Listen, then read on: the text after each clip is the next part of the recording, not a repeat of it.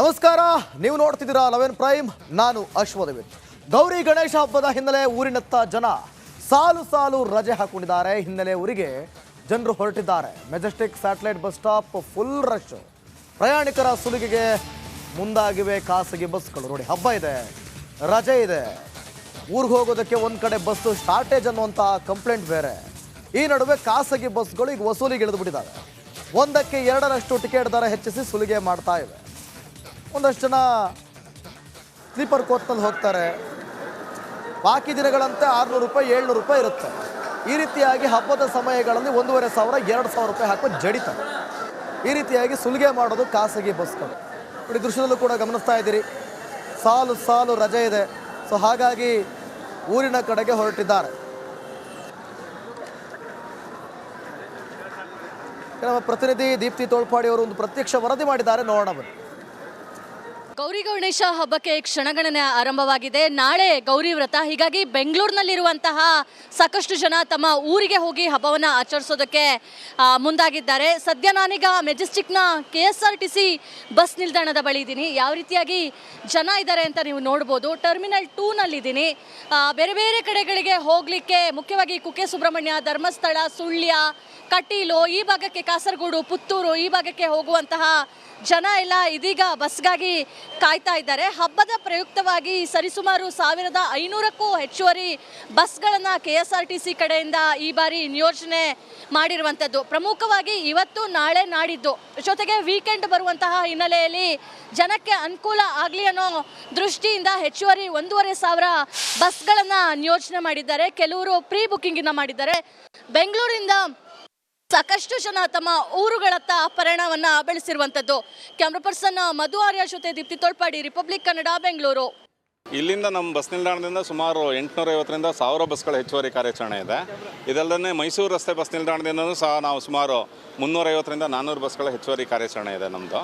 ಒಟ್ಟಿಗೆ ಸುಮಾರು 1250ರಿಂದ 1300 400 ಬಸ್ವರೆಗೂ ಏನು ಪ್ರಯಾಣಿಕರ ಬೇಡಿಕೆ ಇದೆ ಅದನ್ನು ಈಡೇರಿಸಲಿಕ್ಕಾಗಿ ನಾವು ವ್ಯವಸ್ಥೆ ಮಾಡ್ತೀವಿ. PMTC ಬಸ್ಗಳನ್ನು ನಾವು ಎಲ್ಲೆಲ್ಲಿ ಜನರ ಬೇಡಿಕೆ ಇದೆ ಅಲ್ಲೆಲ್ಲ ಕಡೆಯಲ್ಲೂ ಬಳ್ಳಾರಿ, ದಾವಣಗೆರೆ, ಚಿಕ್ಕಮಗಳೂರು, ಹಾಸನ, ಮೈಸೂರು ಈ ಥರದ ಎಲ್ಲ ಪ್ರದೇಶಗಳಿಗೂ ನಾವು ವ್ಯವಸ್ಥೆ ಮಾಡ್ಕೊಂಡಿದ್ದೀವಿ.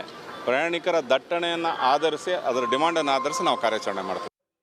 ನೋಡಿ, ಯುವತಿಯ ಅತ್ಯಾಚಾರ ಹಾಗೂ ಭೀಕರ ಕೊಲೆಗೆ ಬೀದರ್ ಜಿಲ್ಲೆ ಬೆಚ್ಚಿ ಬಿದ್ದಿದೆ. ಹೋರಾಟದ ಜ್ವಾಲೆ ಜೋರಾಗಿದೆ. ಮಹಿಳಾ ಸಂಘಟನೆಗಳಂತೂ ಬೀದಿಗೆ ಇಳಿದಿವೆ. ಆರೋಪಿಯನ್ನ ಗಲ್ಲಿಗೇರಿಸಬೇಕೆಂಬ ಕೂಗು ಜೋರಾಗಿದೆ. ರಿಪಬ್ಲಿಕ್ ಕನ್ನಡದಲ್ಲಿ ಈ ವರದಿ.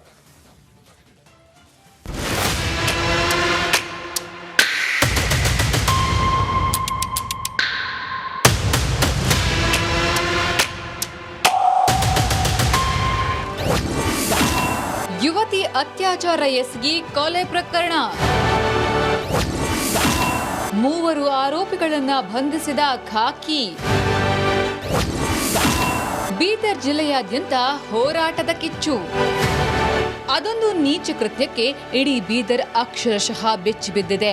ಬೀದಿ ಬೀದಿಯಲ್ಲಿ ಹೋರಾಟದ ಕಿಚ್ಚು ಜೋರಾಗಿದೆ. ಗುಣತೀರ್ಥವಾಡಿ ಗ್ರಾಮದಲ್ಲಿ ಯುವತಿಯೊಬ್ಬಳು ಮನೆಯಿಂದ ನಾಪತ್ತೆಯಾದ ಕೆಲವೇ ದಿನಗಳಲ್ಲಿ ಶವವಾಗಿ ಪತ್ತೆಯಾಗಿದ್ದಾಳೆ. ಆಕೆಯ ಮೇಲೆ ಅತ್ಯಾಚಾರ ಎಸಗಿ ಕೊಲೆ ಮಾಡಿರೋದು ಸಾಕಷ್ಟು ಸಂಚಲನ ಮೂಡಿಸಿದೆ. ಯುವತಿ ಮೇಲೆ ಅತ್ಯಾಚಾರ ನಡೆಸಿ ತಲೆ ಮೇಲೆ ಕಲ್ಲು ಎತ್ತು ಹಾಕಿ ಕೊಲೆ ಮಾಡಲಾಗಿದೆ ಎನ್ನಲಾಗ್ತಿದೆ. ಮರ್ಡರ್ ಸುದ್ದಿ ಎಲ್ಲೆಡೆ ಹರಡುತ್ತಿದ್ದಂತೆ ಟೋಕ್ರಿ ಕೋಳಿ ಸಮಾಜದ ಜನರು ರೊಚ್ಚಿಗೆದ್ದು ಬೀದಿಗಿಳಿದ್ರು. ಪಾಪಿಗಳಿಗೆ ಕಠಿಣ ಶಿಕ್ಷೆ ವಿಧಿಸುವಂತೆ ಆಗ್ರಹಿಸಿದ್ರು. ಜಿಲ್ಲಾ ಬಿಜೆಪಿ ಕಾರ್ಯಕರ್ತರು ಹೋರಾಟಕ್ಕೆ ಸಾಥ್ ನೀಡಿದ್ರು. ಸಾರ್ವಜನಿಕವಾಗಿ ಗುಂಡಿಟ್ಟು ಕೊಲ್ಲಬೇಕಂತ ನಾವಿಲ್ಲಿ ಆಗ್ರಹವನ್ನ ಮಾಡ್ತಾ ಇದ್ದೀವಿ.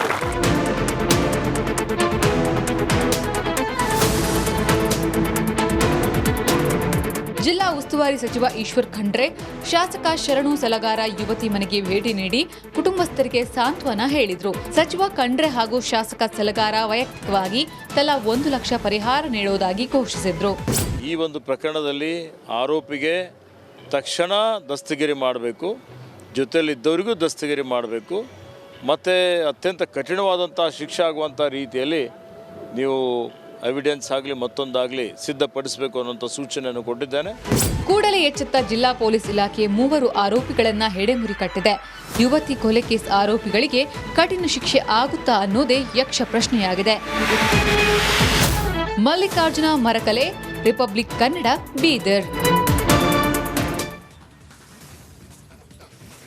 ಗಾರ್ಡನ್ ಸಿಟಿ ಬೆಂಗಳೂರು ಸದ್ಯ ಗಾರ್ಡನ್ ಸಿಟಿಯಾಗಿ ಉಳ್ಕೊಂಡಿಲ್ಲ. ಕಾಂಕ್ರೀಟ್ ಕಾಡಿನ ಮಧ್ಯೆ ಅಳಿದುಳಿದ ಮರಗಳಿಗೂ ಕೊಡಲಿಪೆಟ್ಟು ಬೀಳ್ತಾ ಇದೆ. ಕೊಡಲಿಪೆಟ್ಟು ಕೊಡಲು ಹೋದ ಕಟುಕರಿಗೆ ಇಂದಿರಾನಗರ ನಿವಾಸಿಗಳು ಸರಿಯಾದ ಪಾಠ ಕಲಿಸಿದ್ದಾರೆ.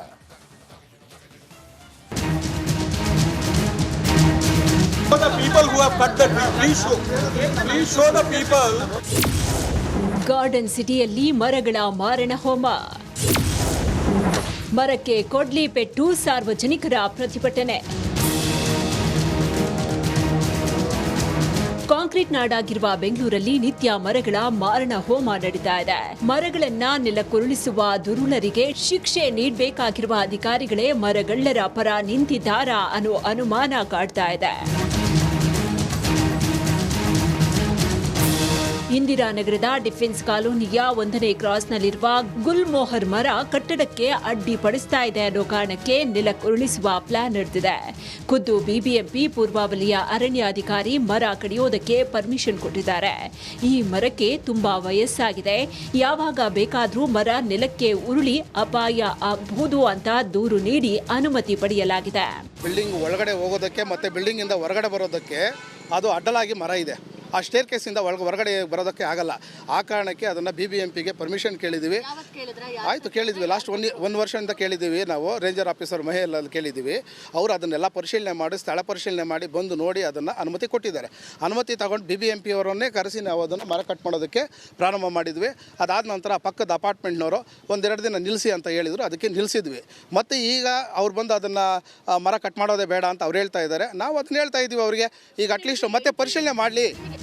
ಖಾಸಗಿ ಬಿಲ್ಡರ್ ಕಟ್ಟಡಕ್ಕೆ ಅಡ್ಡವಾಗಿದೆ ಅಂತ ಮರಕ್ಕೆ ಕೊಡ್ಲಿ ಹಾಕಿದ ಕ್ಷಣ ಎಚ್ಚೆತ್ತ ಸ್ಥಳೀಯರು ಮರ ಕಡಿಯದಂತೆ ಪ್ರೊಟೆಸ್ಟ್ ಮಾಡಿದ್ದಾರೆ. ಮರ ಸಂರಕ್ಷಣೆಗೆ ಧರಣಿ ನಡೆಸಿದ್ದಾರೆ. ಅಷ್ಟೇ ಅಲ್ಲ, ಈ ವಿಚಾರವಾಗಿ ಹೈಕೋರ್ಟ್ ಮೆಟ್ಟಿಲೇರಿದ್ದಾರೆ. ನಾವು ಪಕ್ಕದ ಅಪಾರ್ಟ್ಮೆಂಟಲ್ಲಿರೋದು. ಸೊ ನೆನ್ನೆ ಆಚೆ ಬಂದಾಗ ಆಲ್ರೆಡಿ ಅರ್ಧ ಮರ ಕಟ್ ಮಾಡಿಬಿಟ್ಟಿದ್ರು. ಆವಾಗ ನಾವು ನಿಲ್ಲಿಸಿದ್ದಕ್ಕೆ ಅವ್ರು ನಮ್ಮ ಜೊತೆ ಫುಲ್ ಜಗಳ ಆಡೋಕ್ಕೆ ಸ್ಟಾರ್ಟ್ ಮಾಡಿದರು. BBMP ಆರ್ಡರ್ ಇದೆ, ನೀವು ಯಾರು ನಮಗೆ ಹೇಳೋದು, ನಾವು ಕಟ್ ಮಾಡ್ತೀವಿ ಅಂತ. ಆವಾಗ ನಾವು ಹೇಳಿದ್ವಿ, ದ BBMP ಆರ್ಡರಲ್ಲಿ ಫಾಲ್ಸ್ ಹೇಳಿದ್ದಾರೆ. This is a very old tree, people walking on the road ಬಿದ್ದರೆ ಇದಾಗತ್ತೆ ಅಂತ. ಬಟ್ ಇದು ತುಂಬ ಸ್ಟ್ರಾಂಗ್ ಮರ. ಅದಕ್ಕೆ ನಾವು ಅಬ್ಜೆಕ್ಟ್ ಮಾಡಿ ನಿನ್ನೆ ಇವ್ರಿಗೆ ಕಾಲ್ ಮಾಡಿ ನಿಲ್ಲಿಸಿದ್ದೀವಿ. ಸ್ಥಳೀಯರ ಧರಣಿಗೆ ಅರಣ್ಯ ಅಧಿಕಾರಿಗಳು ನಡುಗಿದ್ದು ಮರ ಕಡಿಯದಂತೆ ಕಡೆಗೂ ಎಚ್ಚರಿಕೆ ಕೊಟ್ಟಿದ್ದಾರೆ. ದೀಪ್ತಿ ತೋಳ್ಪಾಡಿ, ರಿಪಬ್ಲಿಕ್ ಕನ್ನಡ, ಬೆಂಗಳೂರು. ಇವಿಷ್ಟು ಈ ದಿನದ 11 ಪ್ರೈಮ್ ಸುದ್ದಿಗಳು. ನೋಡ್ತಾ ಇರಿ ರಿಪಬ್ಲಿಕ್ ಕನ್ನಡ, ಇದು ನಿಮ್ಮ ಧ್ವನಿ.